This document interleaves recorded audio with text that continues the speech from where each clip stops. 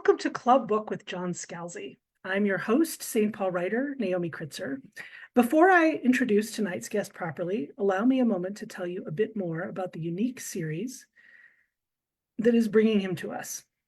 Club Book is a program of MELSA, the Metropolitan Library Service Agency, made possible through Minnesota's Arts and Cultural Heritage Fund and coordinated by Library Strategies, part of the Friends of the St. Paul Public Library.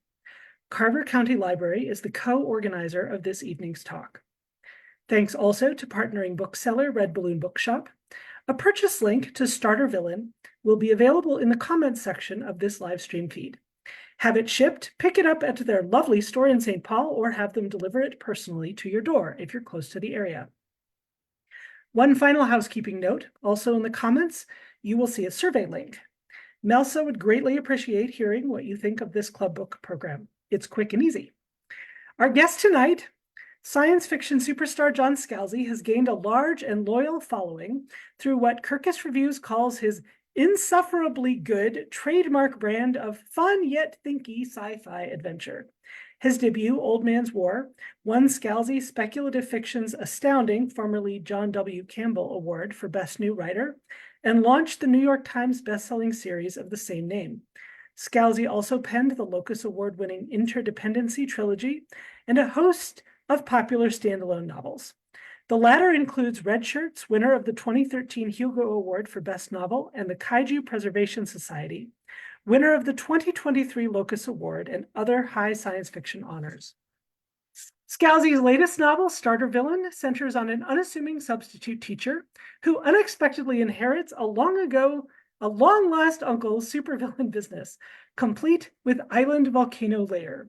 Publishers Weekly raves that Starter Villain is a breezy and highly entertaining genre send-up which subverts classic supervillain tropes with equal measures of tongue-in-cheek humor and common sense. We are going to dive right into conversation tonight, but we will have plenty of time for audience Q&A. Simply drop your questions in the comments thread here on Facebook, and our tech manager will route them to me. You can also send a message to Club Book through Facebook Messenger or by email, where we're at clubbookmn@gmail.com. So, John, welcome to Club Book. Hey, Naomi, how are you doing? Great, how are you? I'm very good. We were talking backstage about the fact that we have known each other like forever, since the turn of the century. And I do want to show off what I was showing off. This is one of Naomi's first books. It's the third book in her Dead Rivers trilogy called Freedom Sisters. And I remember getting all three of those. It's so exciting to actually be like, look, I still have this. It's still up on my shelves. Also, again, to not talk about me first, but talk about you. Hey, how many Nebula nominations did you just get, Naomi? I am nominated in 3 categories. 3 categories. That's pretty 3. cool. That's a lot. Yeah. Yeah. But wait, there's more. Also a Minnesota Book Award. Is that correct? Yes, I'm also nominated for the Minnesota Book Award. I'm going to be interviewing you. So how does it feel to be so awesome? Just curious. Pretty cool. It feels great. It feels good. And I'm so excited about that. I remember when you won your I think it was your first Hugo. Was it 2016? Yeah, 2016. I won a Hugo. I was there when it happened, and I was just geeking out because we were at the after party after the Hugos, and I was just like, oh, Naomi Kritzer, you're my favorite.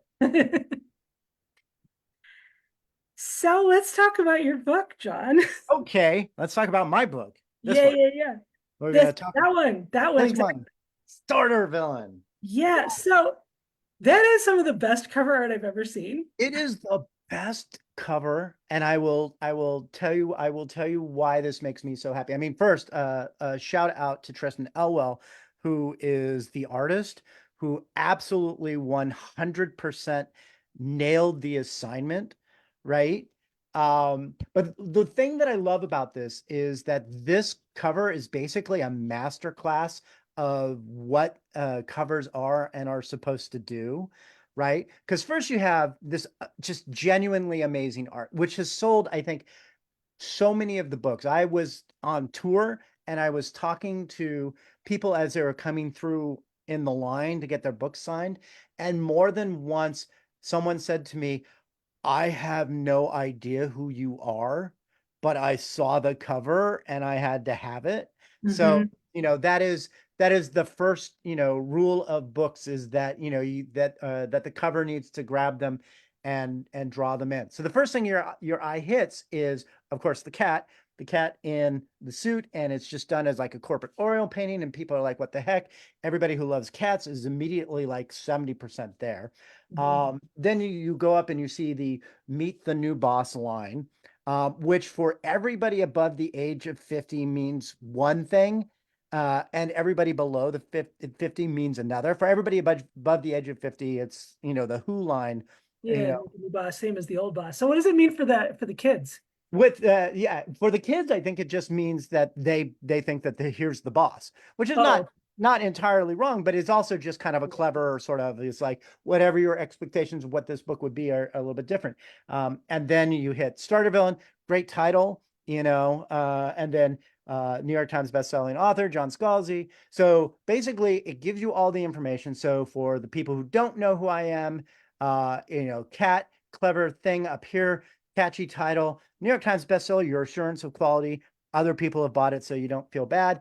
And then for the people who like me, John Scalzi, they're like, well, it's John Scalzi. I guess I'll buy it. Um, it's the best cover ever. I know that when Debbie, who is the publisher at Tor, looked at it, she's like, yes, this. So when the actual publisher of your publishing company is like, I'm 100% behind that, that's not a bad thing for you. no. No. Do you know anything about the development process for the art? Like, was Oh the yeah. artist given guidelines or? Yeah, no. So what happened was we bounced a couple of ideas around. I mean, I've been very fortunate with Tor that they have been very good with including me on cover stuff before.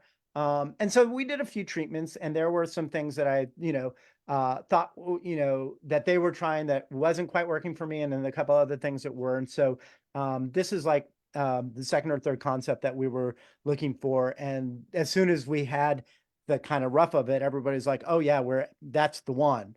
And then and then Tristan came in at that point. What I believe was involved before then, but obviously, then came in and did the cover art, and it's digital. He did it digitally, but it was designed very specifically, like I said, to look like a corporate oil painting. Like, here's Yeah. the guy who founded this in 1850 and all that sort of stuff. So once again, he came through. I mean, even if you look very carefully, it's got faint sort of like oil painting cracks and stuff on it. Nice. It's just really nifty. I don't know how many iterations they got through before they got it to me, but I don't think it was too many. I think with that one, it was pretty clear where it was going. Like I said, I've been very, very fortunate, and also very fortunate that Tor, generally speaking, has done a really good job with my covers. I can't think of a particular time that I've looked at a cover of mine from Tor where I was like, that's not it. Or Mhm. I tried to have to explain it for some other publishers that I've worked with. I've had that problem with mostly with the nonfiction books, but it is what it is. And, the unfortunately, most of the time, writers don't get too much of a say in the cover, which is not necessarily a bad thing because Mm. I am not a visual artist. Right. It's not my core competency. And beyond that, the other thing that I think people have to realize is covers are not just about things that you like. It's selling the book not just to readers, but also to booksellers. So Yeah. like the cover to Old Man's War had the paperbacks all have a John Harris cover art. John Harris was the guy who did the covers for Speaker of the Dead and a lot of other big science fiction hits. So when they gave me a John Harris cover, that was them communicating both to booksellers and then to readers. It's like it's this kind of book, right? And then later on, when Ann Leckie came out with the Ancillary Justice books, those were John Harris cover too, for the exact same reason. It was putting us in a tradition. I certainly don't mind being in the same tradition as Ann Leckie, I have to say. Mary Robinette Cole's talking cat Elsie was clearly an inspiration for the cats in the book. For those Yes. who are not familiar with Mary Robinette Cole, is another science fiction fantasy writer, former president of SIFWA, and she has a cat named Elsie who she has trained to press buttons to communicate. And Right. Elsie, some cats take to it, some cats don't. Elsie is really quite into it, and Yep. uses them largely to say, play with me, play with me, play with me, play with me, play with me. Right. Have you met Elsie, and have you considered trying buttons with your cats? So, two-part question. The first one, I have not met Elsie. Oh, no, I take that back. I have met Elsie. I haven't met Elsie at her current residence, but I met her beforehand. I don't think I made much of an impression of her. I think she looked at me and was like, "I'll be in the other room." Yeah. I mean, fair. Yeah. Sometimes that's the way it works. But I will say, watching the videos of Elsie hitting the buttons, right? Mhm. Uh, was actually an inspiration. So it's not a spoiler at this point, especially given the cover. There are intelligent cats in this book, right? And they communicate with basically keyboards. And so what I was imagining is it kind of somewhere between the button boards that Elsie uses, the play or feed or unha, that had the individual phrases, and like a stenographer's keypad where they do the chording to do various words and stuff like that. So something like that. But it was in fact Mary Robinette's cat that gave me the impetus to be like, that makes sense. Because whenever you see an animal like talking, uh, Mm, that super nerdy part of me, the super nerdy part that's just like, no, that's not right, is like gets by because their mouths are not shaped to speak right. like have human shaped sounds. And if they were, that cat would freak you out. It would be plunged all the way into the uncanny valley and you wouldn't be able to stand it. Yeah. Yeah. So the idea of the button boards was a really good idea. I don't want my cats to have a button board, and because we have three cats, Smudge, Sugar, and Spice, and I suspect that if Smudge got a keyboard, um, then he would very quickly hack into the mainframe and launch the missiles and all that sort of stuff. He's not to be trusted. I feel very strongly about this. And I don't think that Sugar has any interest in that because all she communicates is pet me, pet me, pet me, pet me, go away. Right? She's the pretty princess of the three. And then Spice literally sits on my desk while I'm writing. So I already feel her disdain as I'm writing. She's like, really? You want to use that gerund? Are you sure that that's a good idea? It's like I feel like her judgment every time I write a sentence. So I think if I got them all button boards, it would be the end. My wife, Chrissy, did get a button board for the dog. Um, Mhm.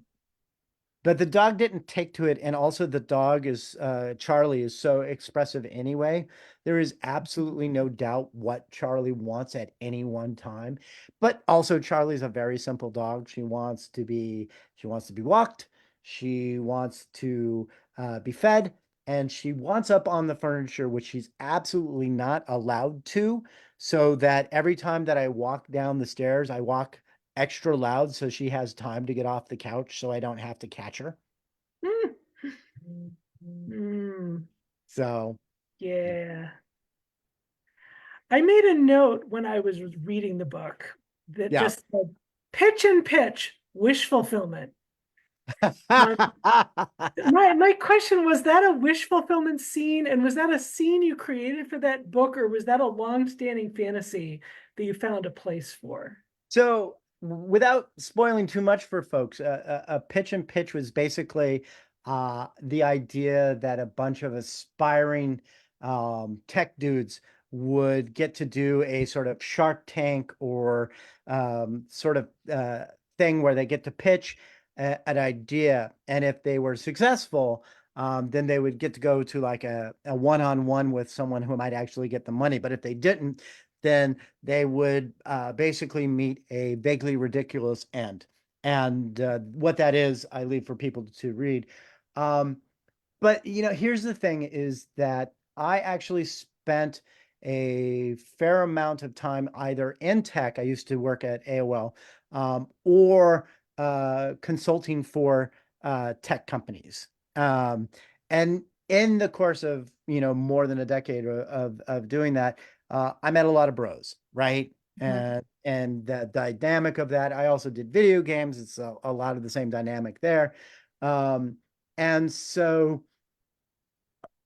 much of what the tech world um, is not necessarily people who are interested in having a good idea, as they are getting an idea that somebody else thinks is good enough to fund, which are two separate sorts of things. And I don't want to fault anyone for this. I mean, because tech is just the latest iteration of that. I remember being in college in the late 80s, early 90s, and the hotness then was all these like hip magazines like Spy and Egg and George and all of those magazines, and everybody who was involved with it was like, this is the one that's gonna make us all a lot of money. It's gonna be cool and all that sort of stuff. And most of them flamed out. None of them exist anymore. So that dynamic that is visited upon us in tech is not limited to tech. There's always going to be people who are going to be on the hustle, on the move, on the make. But right now it is tech. And so the idea of just like lining up these all these bros to like do a firing line pitch and having most of them fail was just kind of fun for me. Also, especially because in the book, because the book is called Starter Villain, right? It is talking about how, basically the origin story of how do people become the sort of people who eventually lose touch with people, not because they were originally evil, but because the higher you go up on the status chain, the less and less you encounter and interact with any human who is going to interact with you with anything other than servility, right? Not civility, servility.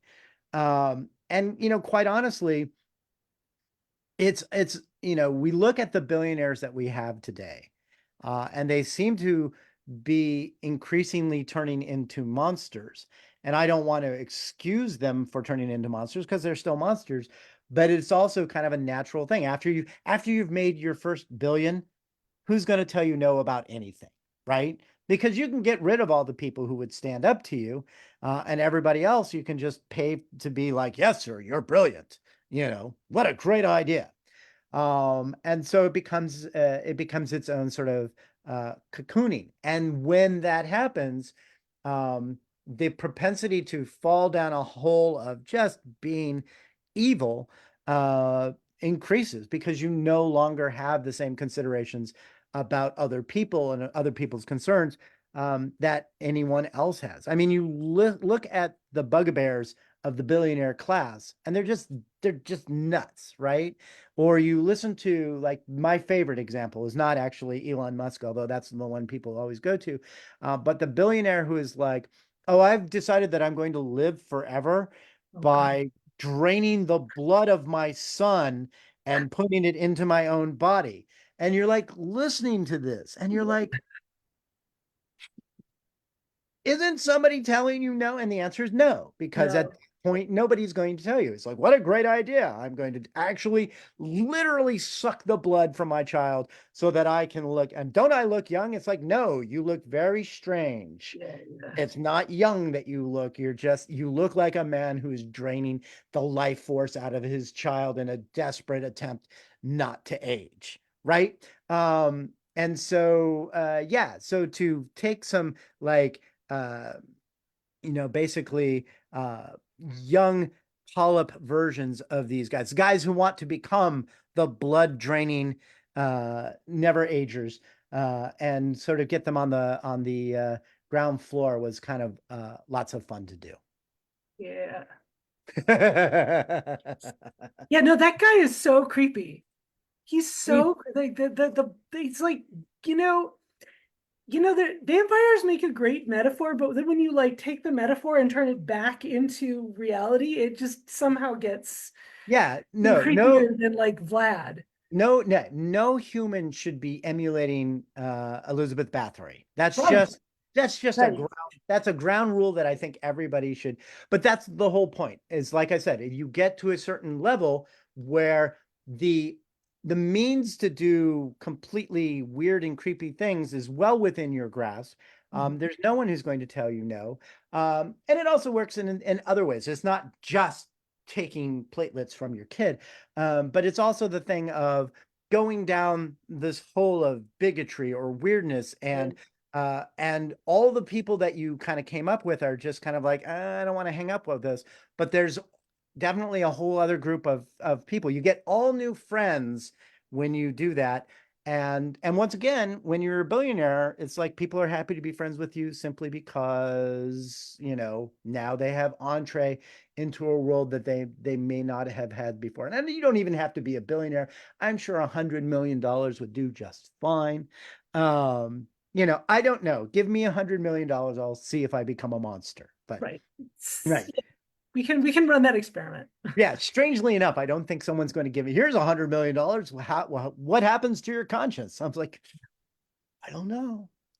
But yeah, it's weird. And that's again the fun thing about this particular book, without like hitting people on the head, because fundamentally it's a story that has in fact typing cats and dolphins trying to form a union and all that. There's some ridiculous stuff in there. But one of the nice things about it for me is to talk about what real world villainy looks like. It's not going to be the James Bond villainy of, oh, I'm going to take this laser and I'm going to carve my name into the moon or anything like that. It is literally going to be, what a lot of the billionaire class is doing, which is just like, I'm just going to create as much money and power to myself like a dragon on a horde, and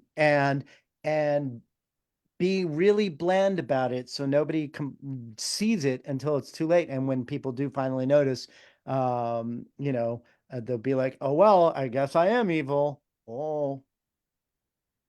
Yeah.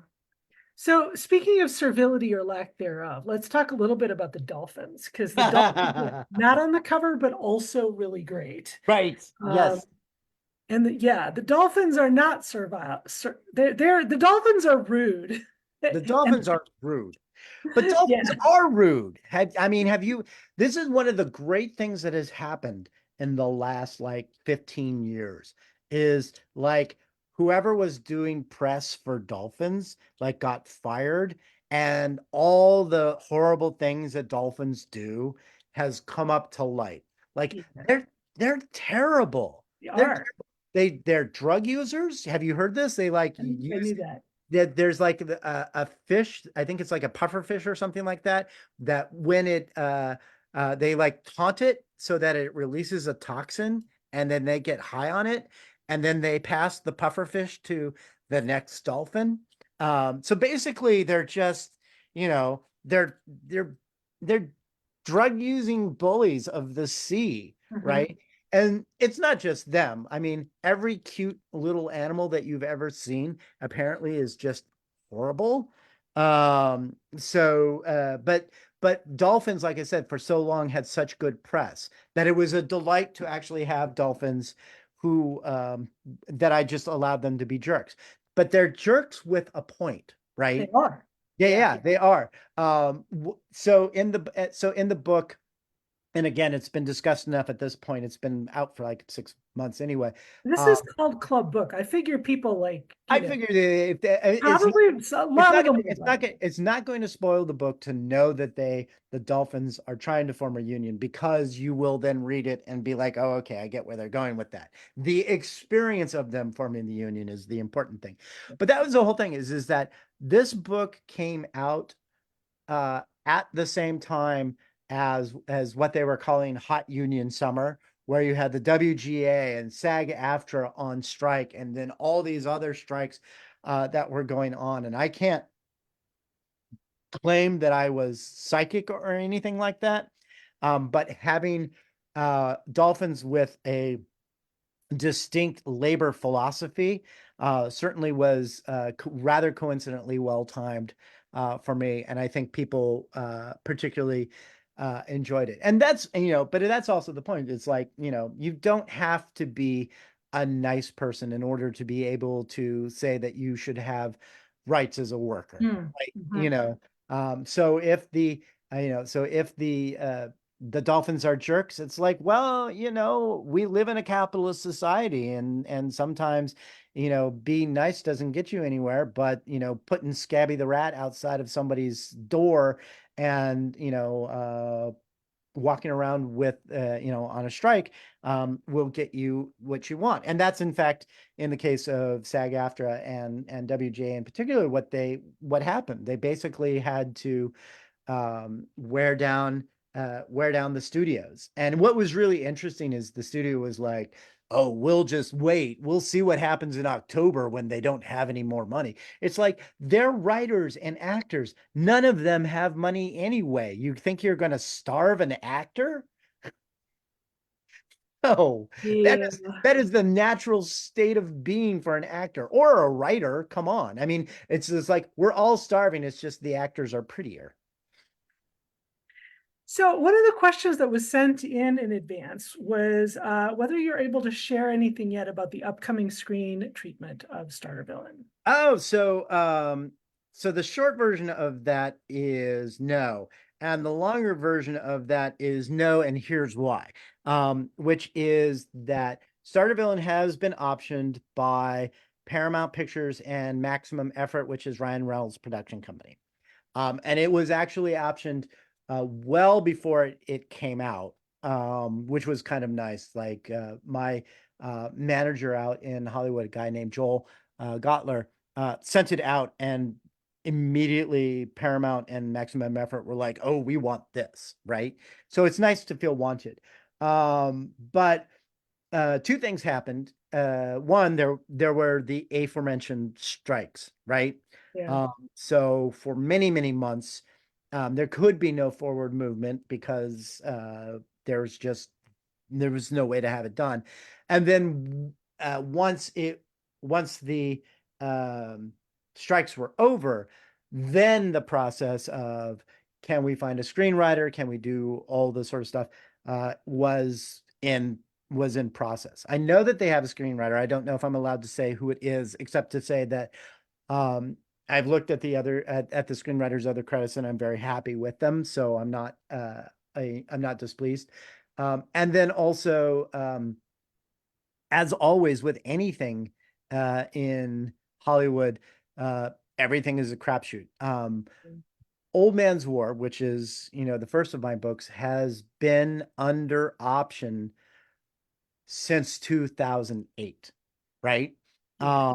And it was first at Paramount, and then it was at Sci-Fi, and now it's at Netflix. And and at one point we were really close to getting it done, and then there was a strike. And so, all of this sort of stuff. And I want to be clear that it may sound like, I'm harping on like so many things were close and then there was a strike. It's like, so many things were close and then there was a strike, but the strike was necessary. And if that means that I don't get something made now, it's like, I'm okay. A Right. million things can send, like, this is something I think a lot of like writers tend to know and non-writers often don't know, is just how common it is for stuff to get optioned and then not made. Yeah. I mean, 99.9% of stuff that gets optioned just doesn't get made. So many things just fall down a hole.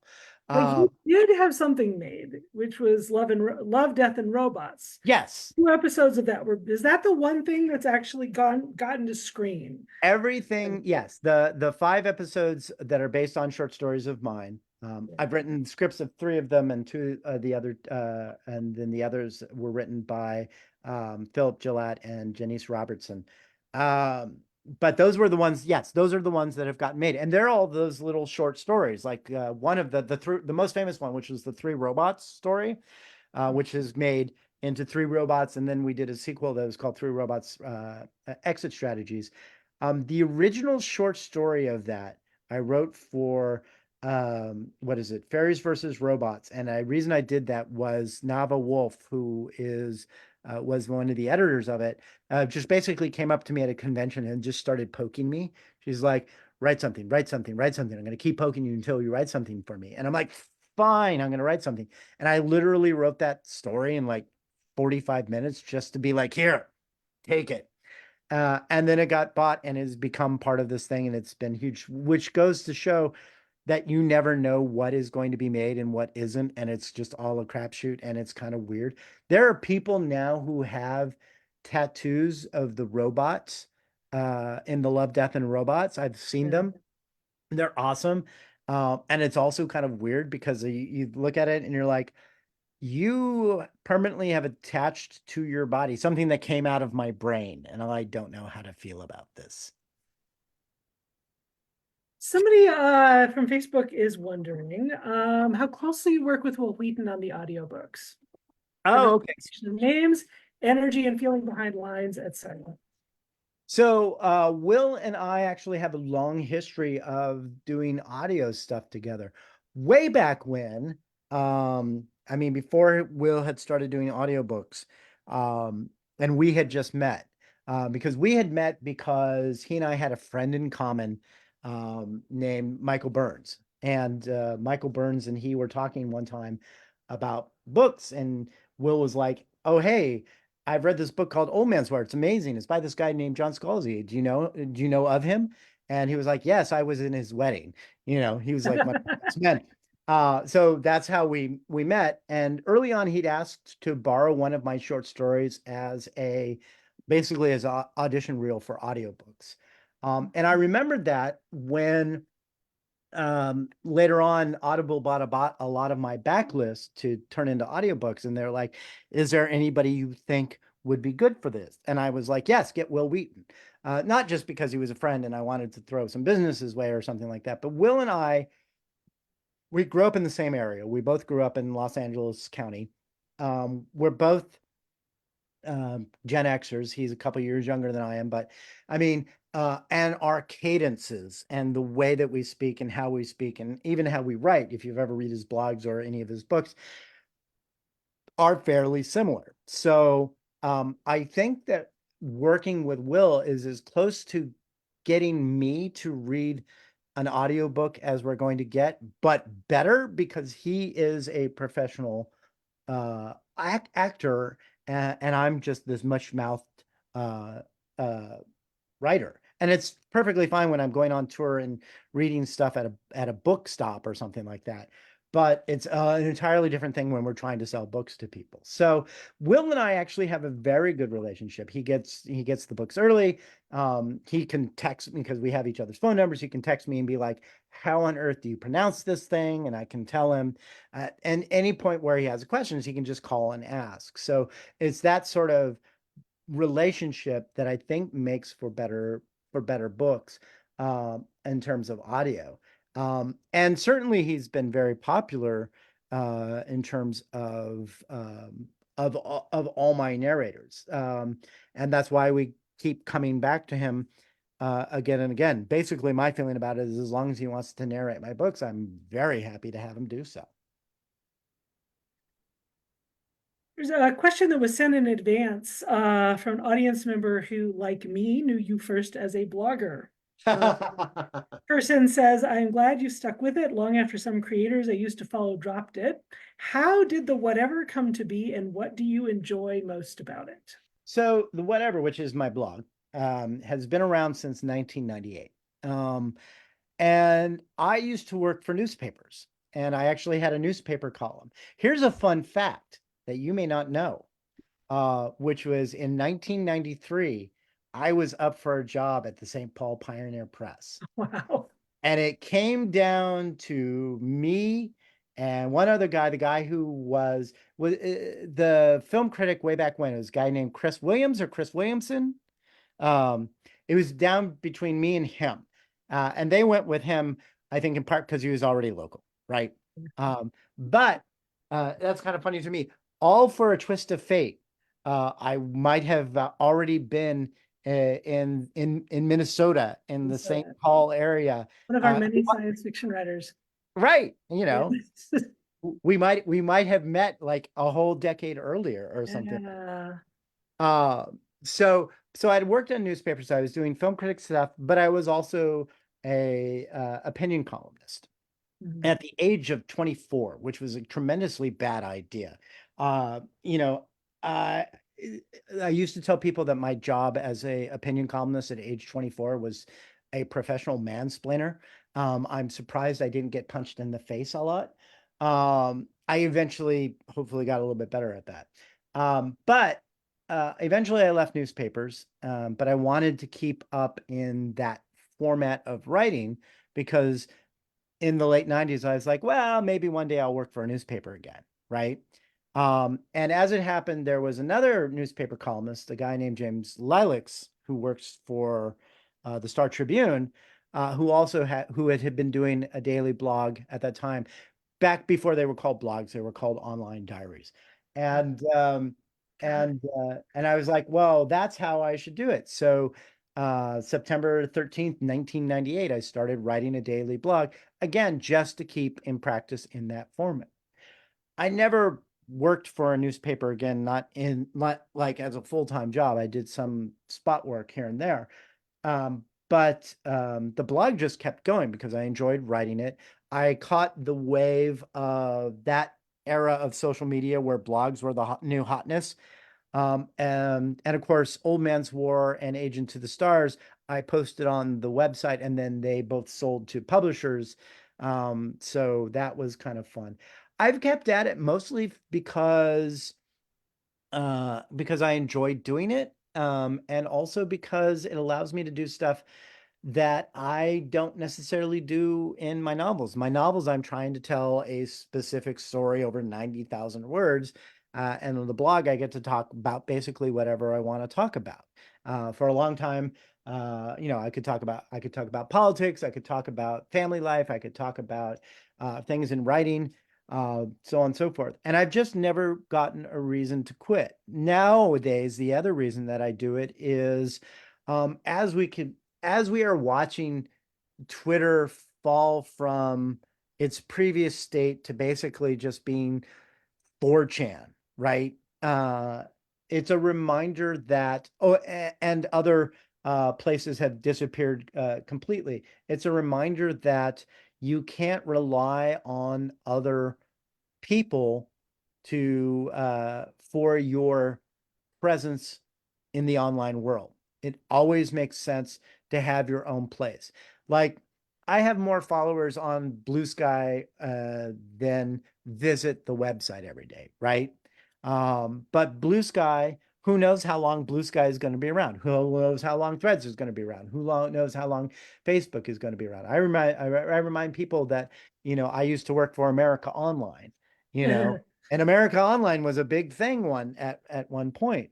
What happened to Vine? What happened to Awkward? What happened to all of these sites, MySpace, that were the preeminent spaces? They go away. And if you've put your entire life on those, your entire social media life goes away with them. But if you have a blog, particularly if you are a creative person, a writer, an artist, actor, whatever, people will always be able to find you in that place. So I do it because I enjoy it, but I also do it because um, I've done it for 25 years and I've seen 3 or 4 generations of social media come and go. And I've learned in that time that it's best that ultimately people are able to find you under your own name, just not on whatever is the hot new social media of the day. Someone from Facebook is asking a question that I had also made a note to ask, which is, are you a plotter or a pantser, or do you reject the binary, the plotter versus pantser binary? Well, I'll tell you what I reject. I reject the word pantser. I viscerally hate that word. It's just awful. It's just like one of those words that just gets my thing. Or the phrase, it's right up there with the phrase, don't yuck someone's yum. I mean, as a philosophy, I agree with that. I Let just don't people like it. enjoy whatever that, but that phrase itself. Yeah. So, so I am a person who writes to discover what he has to say, Okay. right? I don't do outlines. I do outlines when I'm doing nonfiction work. Like I did a book on astronomy and it made sense. Like, here's the chapters and here's how it's all going to go, right? But for novels, um, part of what I enjoy is writing a chapter and finding out where it goes. Like just today, I was writing a chapter in the novel that will come out next March, right? A year from now, a year and a week, actually. Exactly. 53 weeks from now, you'll have a new book from me. So I'm writing that chapter and I know what I wanted to have happen in that chapter, right?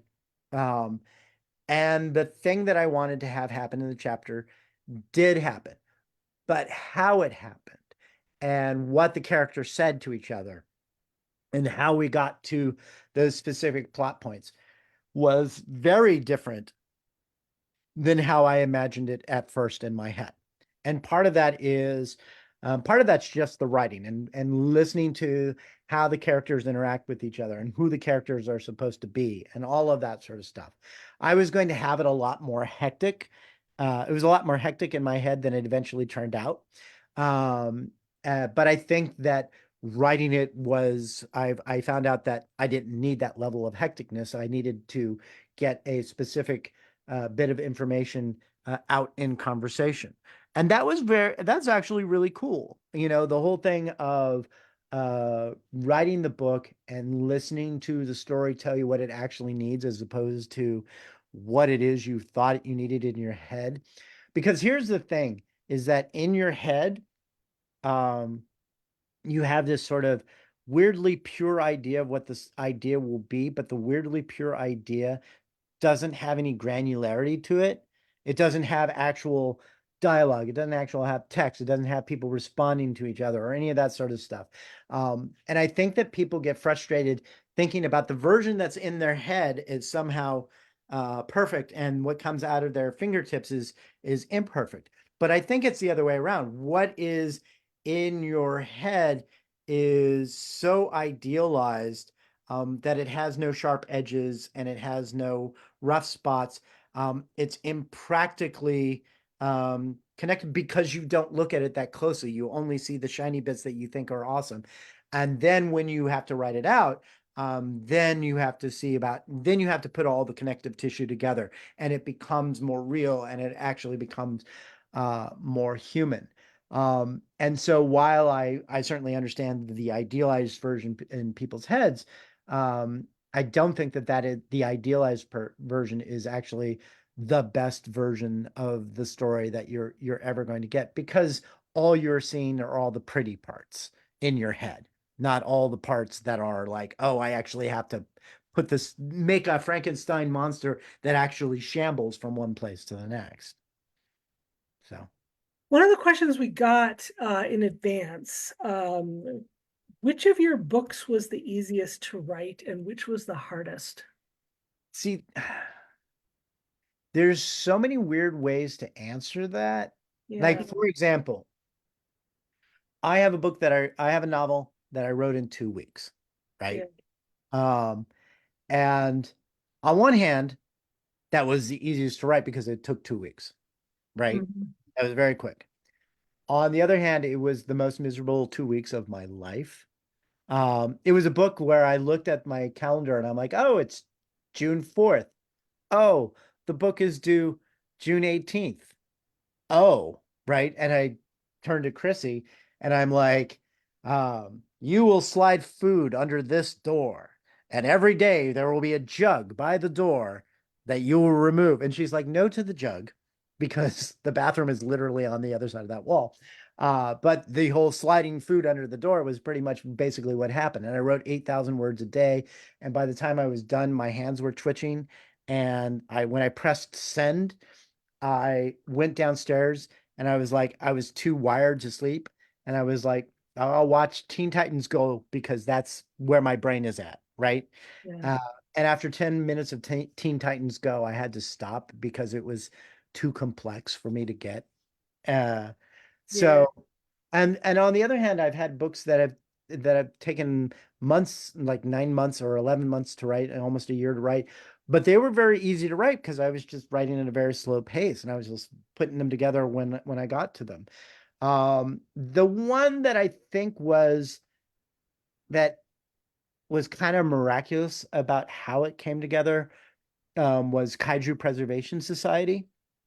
Um, because I was writing a book in 2020 that was supposed to be a dark and gritty political thriller. Oh Um, God. right, not a great year, not a great No year one to wants to read be. that. No one wants to write that. No one wants to write, no one wants to read that, Mhm.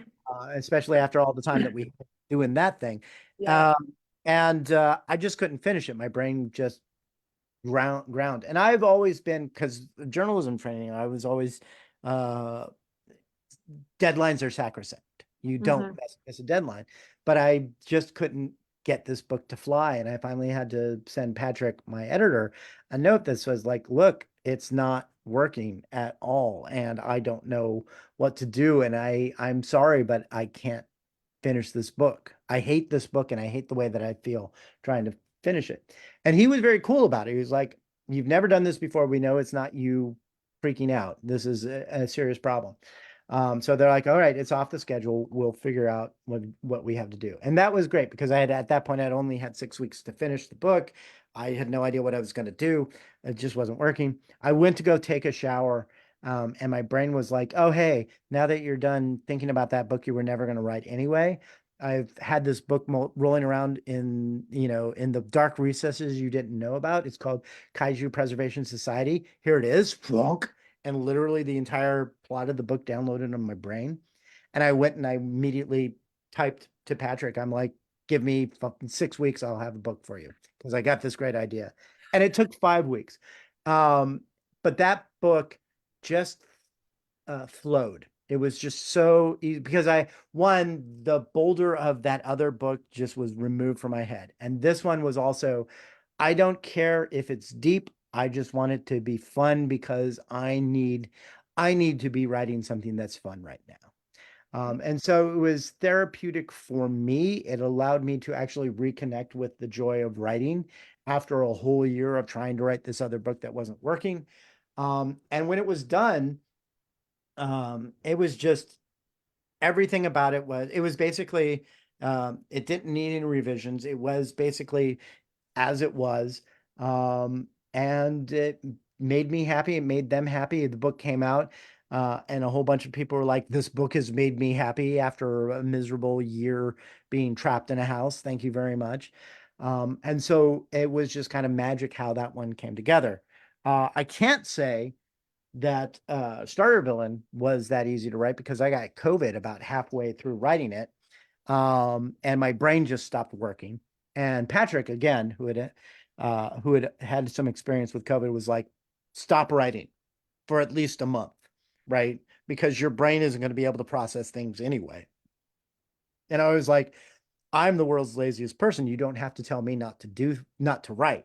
Oh, I will gladly not write for months at a time. So I took a month off writing. And then a month after that, I was like, oh, yeah, I feel better. I'll start writing again. And I started writing again. And then a month after that, the COVID fog actually lifted.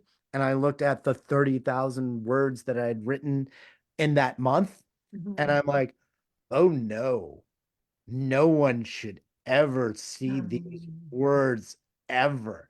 They weren't, they were like, they were the equivalent of then the guy walked over here, then the guy said that, and then this happened, and then this guy said that, right? And in my COVID brain fog, it seemed so much more clever than it was. And then once that lifted, I was just like, oh, I get it. I get it now. So I had to basically check the structure that I wrote for those 30,000 words still worked, but all the dialogue, all the descriptions, all the had to go out and I had to rewrite all of those 30,000 words. So that one was less fun, simply because my brain stopped working. Yeah. Uh, which is not a great thing when you're a writer. It's like your job is to actually have your brain work. And to have it all of a sudden just be like, oh no, that thing that you thought you did, that you have been doing your whole life, that you have no other skill that you can possibly do, oh, you're not going to do it for months at a time, is a little weird. It's a little weird. I don't recommend it for anyone. Please keep your vaccinations up to date, folks. So question from Messenger. Someone asks what advice you have for aspiring science fiction and fantasy writers. My advice is incredibly boring.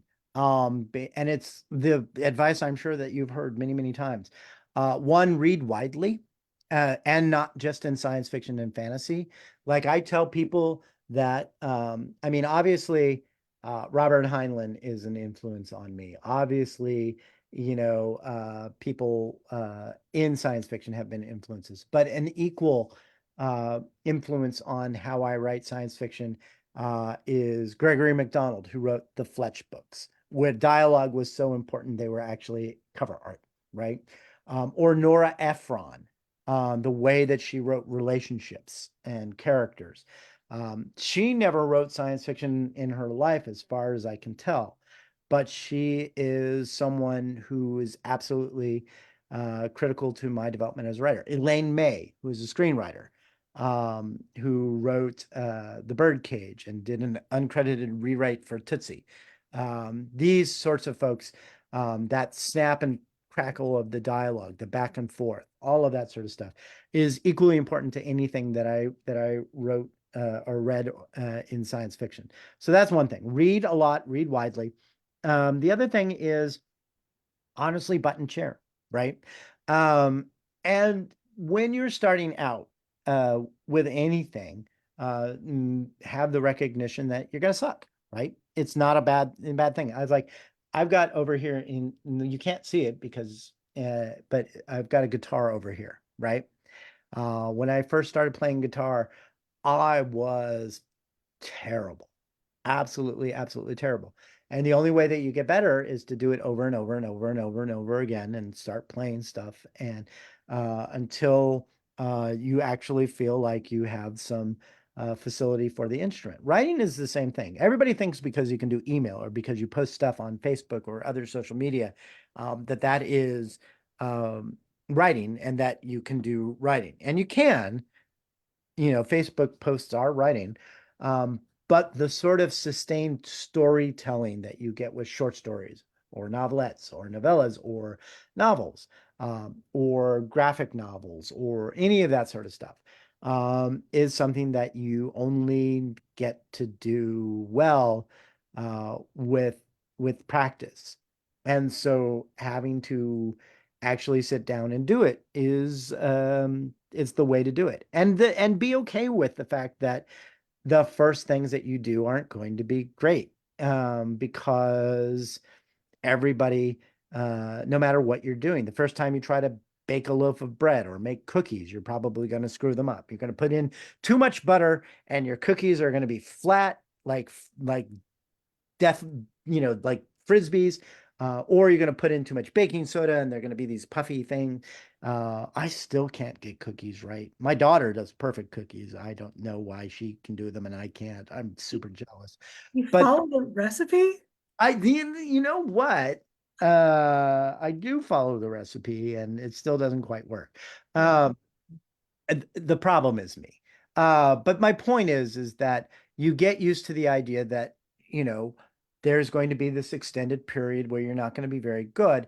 And then one day, the things that used to be hard for you all of a sudden become easier to do, and then become automatic for you to do. And it's just because you practiced and practiced and practiced. The other thing I suggest, and this is not something that I think everybody can do, but it certainly worked for me, is if you can do a stint as an editor, even if it's like acquiring slush, like any science fiction magazine needs slush readers, absolutely needs slush readers. Um, Go ahead and do that. I was an editor of a humor area for America Online for 2 years. If you back in the 90s, late 90s, when you signed into AOL, you know how they had the triangle up there? If you clicked on that triangle, it would take you to a secret area that had like cartoons and essays and stuff like that. And I was the editor of that. And we had 20 slots a month for that. And we had 1,000 submissions a month. And at the end of every month where I was looking at submissions, I would still have 5 to 10 slots open, right? Because comedy is hard. And so I ended up having to walk people through how to make things good and how to, make things funny and do all of that sort of stuff. And after I did that, I went back to the writing that I wrote prior to being an editor. And I was like shocked that anyone let me get any of my words published at all, right? Editing made a huge difference. And it also made me much less precious about my work, right? Mm. Working with other people with their writing makes it easier to look at your own writing a lot more critically and be like, no, that's not working. So if you have that opportunity, even if it's just reading slush, absolutely take it. It will make you a better writer. But generally speaking, read a lot, write a lot. Don't worry if you suck, you will get better just from practice. And I think that's the way that to do it. So we've got time for like one more question. So since you were Do just it. talking about reading a lot, I want to ask a question that was sent in, which is what reads you are recommending right now to fans who have devoured your backlist and want more Scalzi-esque content? I don't know who's doing Scalzi-esque content. That's a very difficult question. Part of it is also I don't read a whole lot of stuff that is very much like what I do. Um, I think you could just tell them what books you read recently that you think would be, or oh, what that have I? you enjoyed. I will say, um, most of what I've been reading is stuff for blurbing, which hasn't come out yet. So Right. Okay. I can't really talk about those yet. I will say that I really enjoyed this last year, aside from all the controversies that happened with the Hugos this last year, which was a real mess. I'm looking forward to next year's Hugos because I think those folks are going to right that ship again, right? Yeah. Uh, but I will say the novels that were listed as finalists, rightly or wrongly, were really good reads. There was the Mary Robinette had a book in there. Uh, so that was great. Travis Baldry's book was a whole lot of fun. I just love the idea of it's your D&D characters, but they run a coffee shop. I love Yeah. Sylvia Moreno Garcia's book was tremendous. It was just a really good year for books that were fun to read. Also, TK Kingfisher. I just saw Ursula on the Joko cruise. Ursula being TK Kingfisher, they're the same person with different names for their books. So those were actually really good reads. I recommend uh, Mary Robinette Cole a lot for people, especially her Lady Astronaut series, which I think was tremendous. If you like my military science fiction, then Marco Cluse, who is a former student of mine at Viable Paradise, has a series of books that is very much kind of will be up your boat. And then if you like the sort of humor I did in Red Shirts specifically, the book that I always throw people to for that after that is one that's called Space Opera by Catherine Valente, which was nominated for a Hugo and is sort of like Hitchhiker's Guide to the Galaxy crossed with Eurovision with unexpected heart, which is of course what you need when you're writing sort of farcical stuff, is that you make them laugh before you absolutely rip their heart out and stuff. But also, Naomi, tell us about the books that you have that have just come out so that people Oh, can. I have a book that came out in November called Liberty's Daughter. It is Yeah, up for the Minnesota Book Award, yeah. and for the Andre Norton Award, and it is if you like Old Man's War and the other Heinlein influenced work of John's, it is also Heinlein influenced, though in a different way. So Yes, yes. it's described as if Podkayne of Mars was written by Podkayne. Was one of the descriptions it got. So That's anyway. excellent. I'm just super excited for you. I mean, the whole thing about the three Nebula nominations and the Minnesota Book Award. I was nominated for Kaiju got nominated for the Ohioana Book Award last year. Yeah. State awards are fun, aren't You know they? what? You're great. Yeah, no, yeah, on my list of questions that I don't think there's time for at this point, we should probably be wrapping up. But I kind of wanted to ask you a little bit about being a writer in Ohio, because Minnesota and Ohio, both like northern, Midwestern, non-coastal, far from where the book trees and the movie trees grow. Yeah. And yeah, It's you I will answer this. I think we can go just a smidge long just to answer this because I think it's absolutely something that I think is really cool. All of my science fiction stuff, with the one exception of Agents of the Stars, um, all of it was written here. Hold on, I'm going to turn it around in that corner, right where that monitor is. Every single book of mine has been written there in a town of 1800 where we regularly hear Amish clop on by, right? Um, and just it tickles me that so much of the future is coming out of Bradford, Ohio, that Mhm. nobody ever expects. And I've been really, I grew up in California. I lived in suburban Washington, D.C., and I went to school in Chicago. I have been consistently surprised at how supportive not only my little town of Bradford, but the entire state of Ohio has been. When I got nominated for the Astounding Award, which used to be the Camel Award, I got a proclamation from the House of Ohio, right? Oh my gosh. And then when I won the Hugo Award, I got another proclamation, not only from the House, but from the Senate as well. And I'm just like, woo, you know. And then the Ohio Honor Award, which is literally an award in the shape of Ohio. Yeah. Uh, and I won the fan favorite award last year, which was delightful. Um, the state knows that I exist. They know that Yeah. I'm part of their kind of history. They did a map once of all the Ohioana Library did a map of all the like major literary people who have ever lived in Ohio, and they've got Sherwood Anderson, and they've got all these folks. But over here in Bradford, they've got one that's like, there's John Scalzi. I'm like, oh, I'm a major Ohio writer. It just tickles me. And I think it's probably the same with you, right? It's like there is a surprisingly strong, for people who don't know, a surprisingly strong community of science fiction and fantasy writers in the Twin Cities area. Yes. Yeah. There are a lot of really good writers it's not just science fiction and fantasy, but there's a lot of writers in the Twin Yeah. Cities. Yeah. It's there's a kind of an amazing depth to the writing community here. Yeah. So yeah, no, um it's a good place. It's a good place to be a writer. I think it helps. I think it helps if living.